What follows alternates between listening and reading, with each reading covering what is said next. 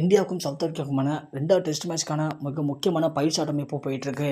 India முதல் test மேட்ச்சில் யாரும் எதிர்பார்க்காத அளவில் ஒரு படுதோல்வி அடைஞ்சிருக்காங்க. இது இந்தியாவுக்கு மிகப்பெரிய பின்னடைவாக பார்க்கப்படுது. ஏற்கனவே இந்தியா சவுத் ஆஃப்ரிக்கா இடையே பல வருடங்களாக இந்தியா ஜெயிக்கவே இல்லை அப்படிங்கிற ஒரு ஹிஸ்டரி வந்து தொடர்ந்துட்டுருக்கு. அந்த ரெக்கார்டை இந்த முறை உடைச்சே தீரணும் அப்படிங்கிறதுக்காக பல வீரர்கள் ரொம்ப கடுமையாக மோதினாங்க. இருந்தும் கூட தென்னாப்பிரிக்கா வீசின அந்த பவுலிங்கின் காரணமாக இந்தியா தடுமாறி போனது ஒரு அதிர்ச்சி தோல்வியை கொடுத்தாங்க. அந்த வகையில் இப்போது பிளேயிங் லெவலில் சின்ன மாற்றத்தை கொண்டு வரப்போகுது. அதுலேயும் குறிப்பாக இன்றைக்கி இந்தியாவுக்கும் சவுத் ஆஃப்ரிக்காவுக்குமான 2வது டெஸ்ட் மேட்ச் கொடுத்து முதல் பயிற்சி ஆட்டம் தொடங்கினாங்க. ஏற்கனவே இந்திய வீரர்கள் கடுமையான பயிற்சி ஆட்டங்களில் ஈடுபட்டிருக்காங்க. ஒரு பக்கம் பேட்டிங்க்கு தீவிரமான வலைப்பயிற்சியும், ஒரு பக்கம் பவுலிங்க்கு தீவிரமான வலைப்பயிற்சியும் போயிட்டுருக்கு. அந்த வகையில் இப்போது பிளேயிங் லெவலில் நம்மளுடைய ருத்ராஜ் கேக்வாத்தை உள்ளே கொண்டு வந்திருக்காங்க.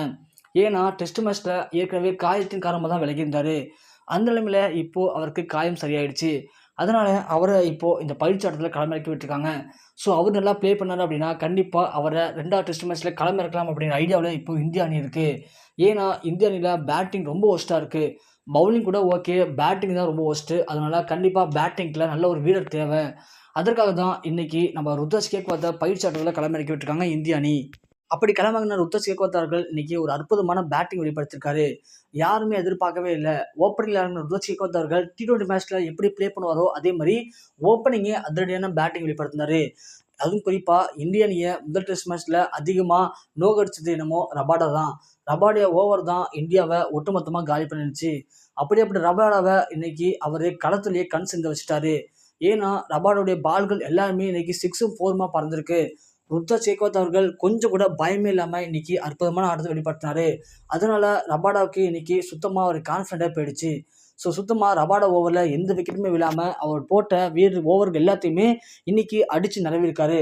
நம்மளுடைய ருத்ராஜ் கேக்வாத் அவர்கள் 150 பாலை பிடிச்சி இன்னைக்கு அவருடைய ரெட்டை சதத்தை கன்வெர்ட் பண்ணி 211 ரன்கள் அப்படிங்கிற மிகப்பெரிய ஒரு ஸ்கோரை பதிவு பண்ணியிருக்காரு. ஒட்டுமொத்தமாக இந்திய அணி இந்த தினம் 50 ஓவர் கம்ப்ளீட் பண்ணி 481 ரன்கள் அடிச்சிருக்காங்க. இதை தென்னாப்பிரிக்கா எதிர்பார்க்கவே இல்லை. 482 ரன்ஸ் தான் ஜெயிக்க முடியும் அப்படி நோக்கத்தில் களமிறங்கினது.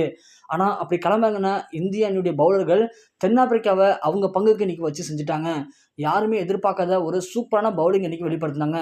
குறிப்பாக சிராஜ் மட்டுமே இன்னைக்கு 6 விக்கெட் எடுத்திருக்காரு.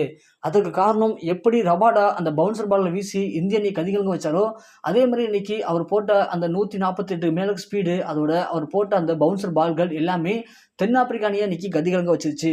அவர் போட்ட பவுன்சர் பாலில் தாக்கு பிடிக்க முடியாத தென்னாப்பிரிக்கா எல்லாமே ஒட்டுமொத்தமாக 259 ரன்னுக்கெல்லாம் சுருண்டுட்டாங்க. இதனால் 2வது டெஸ்டுடைய பயிற்சி ஆட்டத்தில் இந்திய அணி ரொம்பவுமே சூப்பராக இன்னைக்கு ஜெயிச்சிருக்காங்க. அதனால் கண்டிப்பாக 2வது டெஸ்ட் மேட்ச் நம்ம எதிர்பார்த்த மாதிரி இல்லாமல் தென்னாப்பிரிக்காவை இந்திய அணி வீழ்த்தும் அப்படிங்கிற நம்பிக்கை நமக்கு இப்போ வந்திருக்கு. இது குறித்து இந்திய அணியுடைய மிக முக்கியமான கிரிக்கெட் ஜாம்பவான்கள் எல்லாமே இப்போது இந்திய அணிக்கு பாராட்டுகளை தெரிவிச்சிட்டு இருக்காங்க. ஸோ நீங்கள் சொல்லுங்கள், இதே மாதிரி 2வது டெஸ்ட் மேட்ச் இந்தியா ஜெயிக்க வாய்ப்பு இருக்குமா, இல்லை அங்கவும் இதே மாதிரி ஏதோ ஒரு மாற்றம் நடந்து இந்தியா தோல்வியடைய வாய்ப்பு இருக்குமா? உங்களுடைய கருத்து என்ன அப்படிங்கிறத கீழே மறக்காமல் கமெண்ட் செக்ஷனில் பதிவு பண்ணுங்கள்.